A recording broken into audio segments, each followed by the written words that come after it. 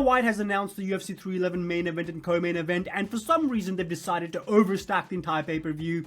I mean, not for some reason, I know the reason. Islam and Umar train together. They want to make it easier for both of them to have good training camps going to their title shots. But why do this? I don't understand. So we're getting Islam versus Arman Sarukian. Amazing main event. I think that's what they should have done. But why do we have to get Umar versus Merab? That can be its own separate pay-per-view's main event. Have we even sorted out the March or the February pay-per-view main events? Is that just going to be DDP versus Strickland? We have no idea. But for some reason, UFC really want to push some of these Muslim fighters and make sure that they can be part of their expansion of the Middle East and main events and pay-per-views there. That's why they want Umar to be champion. They want Islam to be able to retain his title. I'm guessing it's too far away to go to do a pay-per-view in the Middle East with Islam as champion. It all makes sense, but I don't understand it.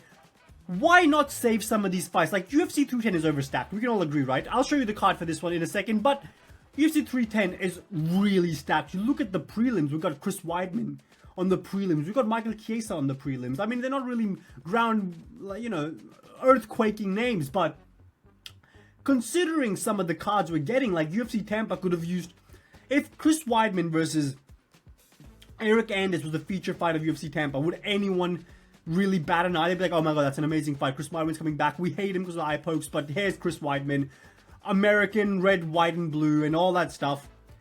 But instead, we're just getting on the early prelims of UFC 310. The UFC 310's main event is so weak that the casual fan isn't going to tune in.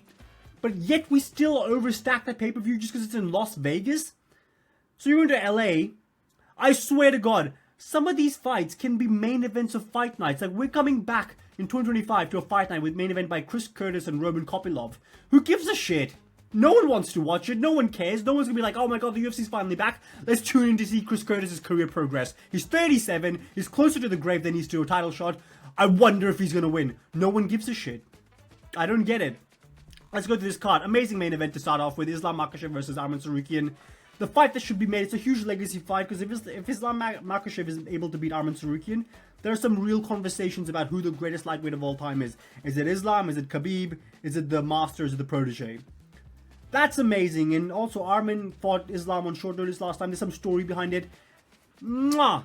Amazing stuff. But then the co-main event, it can be its own pay-per-view main event.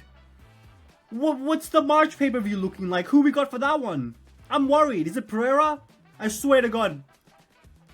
It's gotta be, right? Like, I don't understand why they're doing this. They're just getting two big title fights on the same card.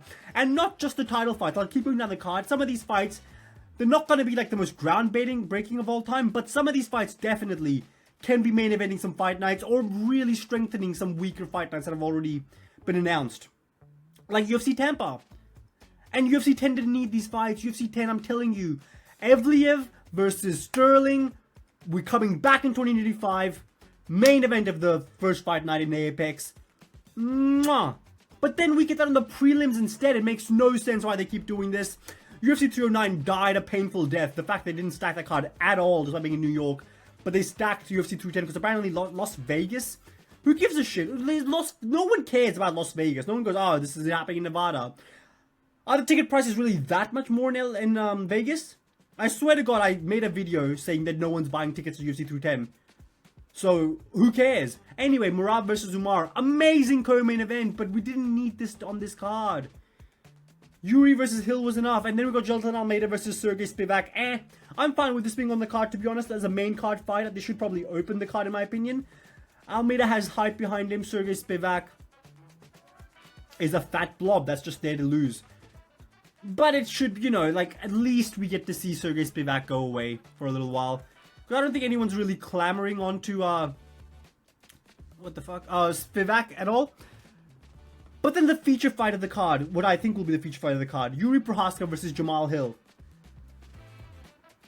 Again, listen, if you're going to do two title fights on the pay-per-view, don't make Yuri versus Jamal Hill on this card. Have a crowded fight night, preferably in Europe, and have this be the main event. Imagine that, a fight night main event, where literally, like, a pay-per-view ends, we're like, okay, fight's done, nothing important for the next 3 to 4 weeks. What's next? Then it was like, oh my god, this weekend? The very next weekend, we're like, oh my god, Yuri Prochazka versus Jamal Hill? That's insane. Let's look forward to the build up to this fight. Let's see if any of them go up on the Ariel Helwani show. Let's see if the MMA Guru makes a video on this. Who knows? Maybe Jamal Hill will be saying some stuff, some controversial stuff on the build up, and then some interviews can come out. Then we can have a face to face. All these things, and I can make some videos off of it. You know what I mean? Like, do I really need this on this card? Do I? If you're gonna have 2 title fights, with that caveat. If Umar versus Merab wasn't on this card, amazing fight to have, but my god, Rainer de Raider versus Kevin Holland. Again, another fight that I think could be main eventing some fight nights. Why do we have to get... Why couldn't this be the first main event of the UFC returning to the Apex in 2025? The first card of the year, Rainer de Raider versus Kevin Holland. Kevin Holland's a name. Rainer had a goofy fight against Joel Mearshot. It was honestly terrible, but it was fun to watch. Why not see him go up against Kevin Holland, who seems to be like a gatekeeper into the rankings nowadays? But nope, Roman Kopylov, who no one cares. You know what? You could tell me that Roman Kopylov got hit by a car and can never fight again, and this would be my entire reaction. And then I just move on my day, because no one cares. Same with Chris Curtis, who cares? He lost so much. He's friends with Strickland, that's his whole gimmick now, but he's shit. Let's be honest here. He's going nowhere fast. Like I said, closer to the grave than he's to a title shot. That fight should have been on this card, if we're being honest. Chris Curtis, Kopylov, main event of this card's prelims. Kevin Holland, Rainer de Raider, main event of the Apex. Switch the roles around. That's what should have happened. You agree with me. No one wants to see Chris Curtis versus Roman Kopylov. Is that who's even fighting? Is it Kopylov? I don't even know. Runya Nakamura versus... Okay, now I'm just going to quickly go through these quickly. Runya Nakamura, huge prospect. Of course they put him on this card. Great fight. Walker versus... Fight night main event! Who cares? And he looks exactly like... Wow, that looks exactly like Anthony Smith. I don't know what I just did there. And now it's ruined. What am I doing? What? Okay, well that's just messed me up. In all sorts of ways. And now I can't get back. Okay, I'm back. Wait, what has happened to my screen? It's just moved completely. Can I stop this?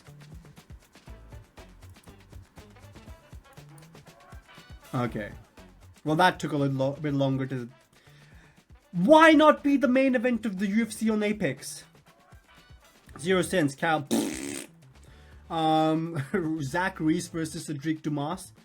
He's the, Street Fighter. I think he was like friends with... I don't know if he was friends with Kimbo Slice, but I know he was part of that group. Whatever. Peyton Talbot, prelims. 5-night co-main event. He's got some name behind him now. Ricky I mean, I like Ricky Tercios, but... Grant Dawson versus Diego Ferreira. Another good fight. I think Grant Dawson's ranked. I don't actually know for sure. He's like 15 or something. But yeah, Diego Ferreira's probably going to get wrestle fucked here. Again, the card isn't the most stacked ever, but we're looking at it top to bottom. At least the main card is going to deliver. We can see that. The prelims are kind of decent, and the early prelims are kind of dead. But for the most part, I'm looking at this card, and it feels like we're getting these big fights, and we're like, excited for the build up to these fights with Islam and Arman and Merab and Umar.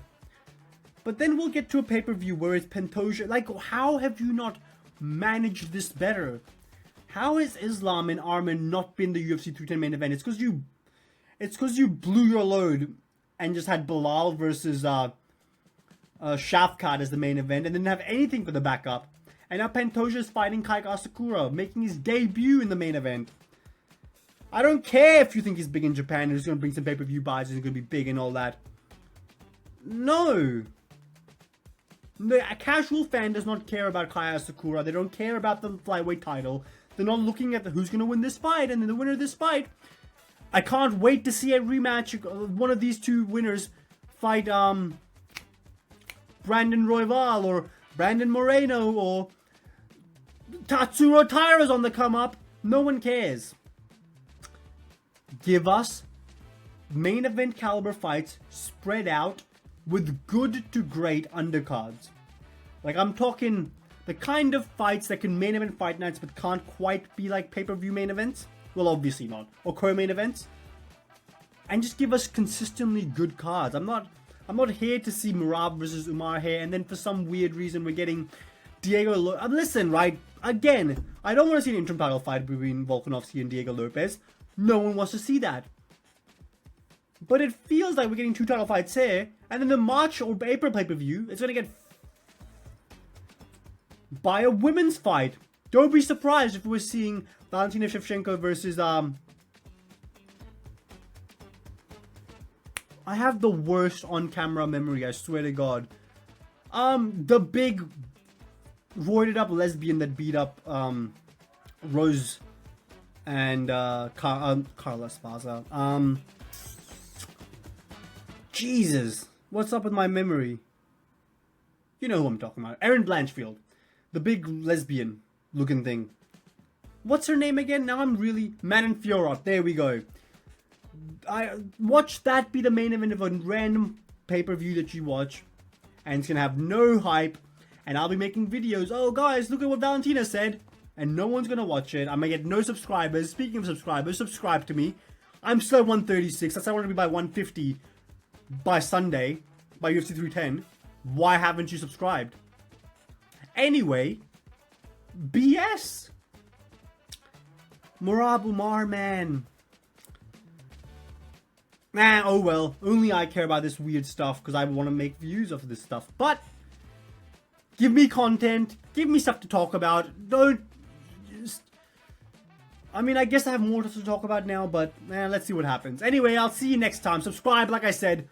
136 subscribers. That's the entire card. UFC 311 announced. Amazing card, but too stacked in my opinion. Like the video. Give me to 150 by Sunday. It's impossible. I need 14 subscribers. I understand, but I manifested this. See ya.